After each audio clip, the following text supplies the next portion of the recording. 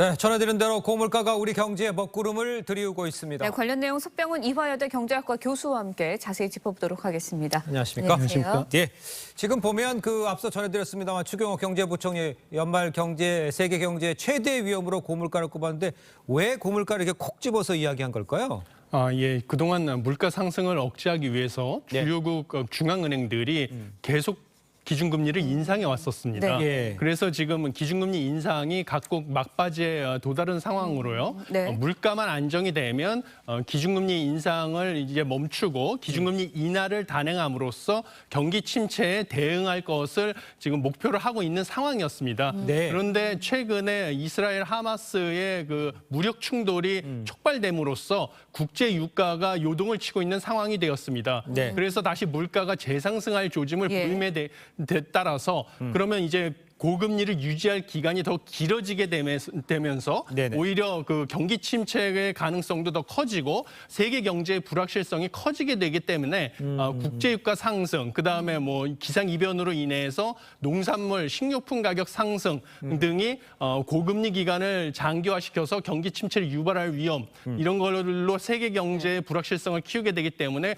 고물가를 세계 경제의 최대 위험으로 지목하게 된 것으로 보입니다. 그렇군요. 네, 유가랑 식료품 가격 이야기 해주셨는데 사실 설탕, 소금, 우유, 채소, 기름값 묻자 월급 빼고는 안 오른 게 없다라는 말이 나올 정도로 다 올랐거든요. 맞아요. 특히 더 많이 오를 수 있고 또 주의를 해야 될 품목이 있다면 어떤 게 있을까요? 예, 지금 뭐 식료품 가격들 많이 오르고 있는데요. 네. 중요한 것은 모든 그 가공식품에 기본적으로 쓰이는 원료, 핵심 원료라고 할 수 있는 이 항목들이 있습니다. 예. 네. 대표적인 것들이 설탕, 소금, 우유 같은 항목들입니다. 네. 그래서 설탕과 소금 같은 경우는요, 최근에 기상 이변으로 가격이 많이 올랐습니다. 네네. 설탕은 사탕수수의 그 수확량이 줄어들므로써 설탕 가격이 상승을 했고요. 네. 소금 같은 경우도 폭우로 인해서 소금 가격 역시 소금이 생산량이 줄어들므로써 네. 가격이 급등을 했습니다. 그래서 지난 9월 기준으로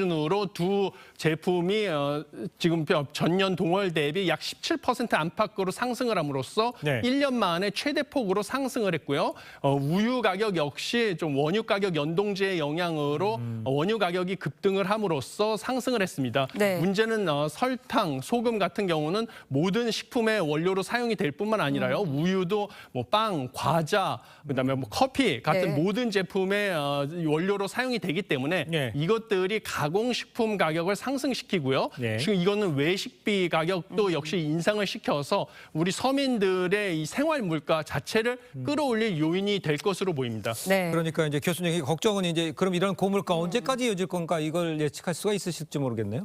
예. 이 고물가 상황은 지금 중요한 것은 네. 무엇이냐면 한국은행의 통화정책 네네. 기조 전환, 그러니까 금리 인하와도 맞물려 있기 때문에요. 이건 무엇보다 중요한 것은 한국은행이 기준금리 결정을 할 때는 식료품과 에너지 가격을 제외한 근원 물가가 언제쯤 안정이 되느냐 이걸 바탕으로 한국은행이 기준금리 인하 결정을 단행할 것입니다. 네. 그런데 이것을 현재 시점에서 한국은행이 가장 최근에 전망한 바에 따르면요. 네. 근원 소비자 물가지수 상승률은 내년 하반기에 2%가 되는 것으로 전망을 했습니다. 네. 그래서 상반기는 2.2%가 될 것으로 전망을 했기 때문에 한국은행이 기준금리는 정상화되는 것은 내년 하반기가 될 것으로 보인다. 내년 하반기. 그러면 이제 물가 같은 경우도 내년 하반기에는 완전히 이제 정상적인 수준으로 돌아갈 것으로 예측을 하고 있습니다. 네, 그렇군요. 당장 이제 고물가에 생존 걱정하시는 분들 많은데 맞아요. 어떻게 하면 이 어려운 시기 잘 예.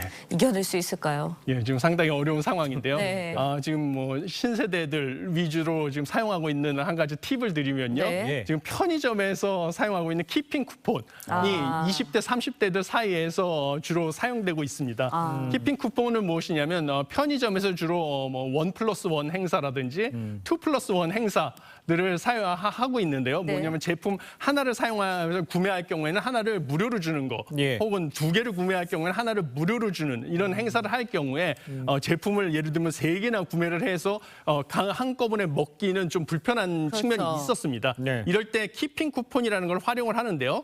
그 휴대폰 어플리케이션을 통해서 지금 당장 뭐 우유를 3개를 다 사서 먹을 것이 아니라 미래에 내가 내가 활용을 하겠다고 그 플러스 원이라는 상품을 저장을 하는 것입니다. 앱에다가. 네네네. 그러면 당장은 내가 서울에 있는 특정 편의점 지점에서 추가로 플러스 원 상품을 구매를 했지만 예. 그것을 당장 먹지 않고 키핑을 하고 있다가요. 뭐 부산에 있는 편의점 지점에 가가지고 나중에 구매를 해서 먹을 수가 있는 것입니다. 네. 그래서 실질적으로 2+1에서 1+1 행사를 할 때는 제품 가격을 33%에서 50% 절약하는 효과를 볼 수가 있는 이런 합리적인 그 행사고요. 네. 그다음에 이거 외에도 최근에 못난이 농산물인데 이름을 갖다가 이제 재치 있게 만난이 농산물이라고 네. 바꿔서 부르는 행사가 있습니다. 무엇이냐면 맛과 품질은 그대로지만 뭐 우박이나 뭐 이런 예. 것처럼 모양과 크기로의 상품 가치가 떨어지는 그런 과일과 채소를 20에서 30% 정도 저렴하게 판매하는